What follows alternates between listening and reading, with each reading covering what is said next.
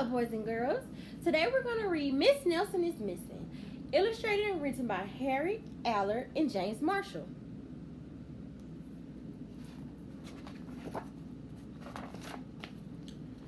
The kids in room 207 were misbehaving again.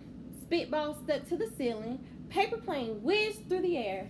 They were the worst behaved class in the whole school.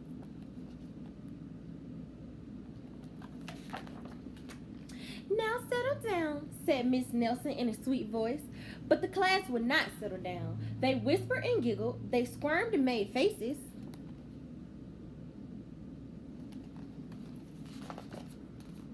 They were even rude during story hour.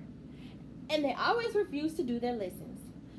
Something will have to be done, said Miss Nelson.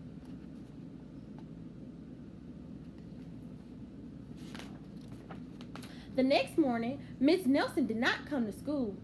Wow, yelled the kids. Now we can really act up. They began to make more spitballs and paper planes. Today, let's be terrible, they said. Not so fast, hissed an unpleasant voice.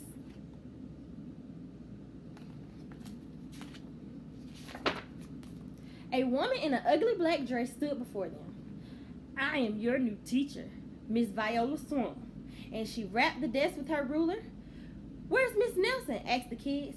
Never mind that, snapped Miss Swamp.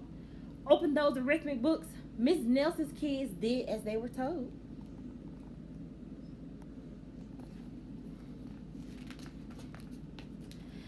They could see that Miss Swamp was a real witch. She meant business.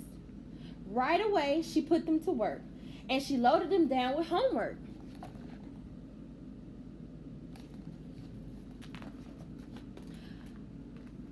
We'll have no story hour today, said Miss Swamp. Keep your mouth shut, said Miss Swamp. Sit perfectly still, said Miss Swamp. And if you misbehave, you'll be sorry, said Miss Swamp. Days went by, and there was no sign of Miss Nelson. The kids missed Miss Nelson. The kids in room 207 never worked so hard before.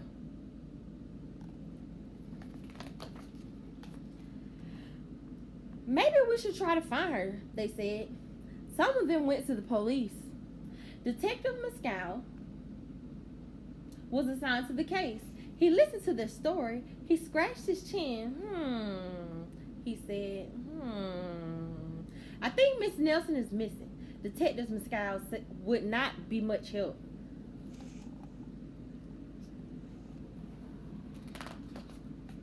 Other kids went to Miss Nelson's house.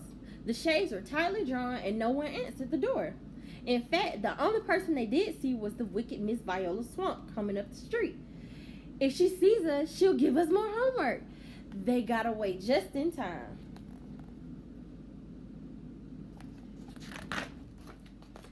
Maybe something terrible happened to Miss Nelson. Maybe she was gobbled up by a shark, said one of the kids, but that didn't seem likely.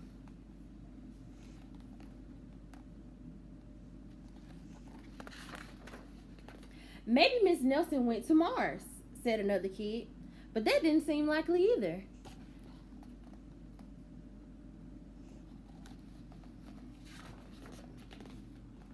I know, exclaimed one know-it-all. Maybe Mrs. Nelson's car was carried off by a swarm of angry butterflies, but that was least likely of them all.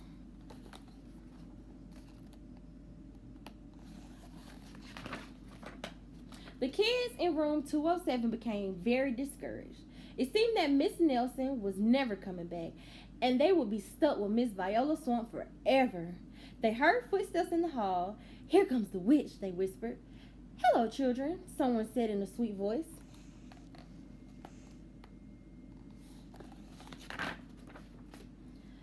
It was Miss Nelson. Did you miss me?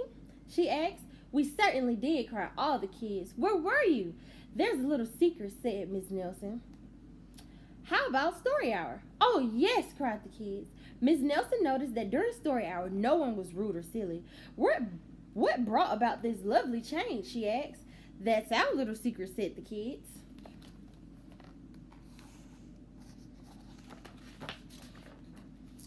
Back home, Miss Nelson took off her coat and hung it in the closet, right next to the ugly black dress. When it was time for bed, she sang a little song. I'll never tell, she said to herself with a smile.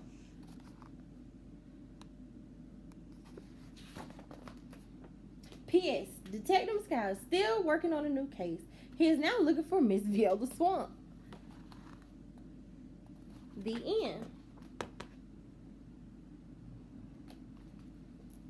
This book is an AR book and it's worth 1 point. Make sure you take an AR test and have a great night.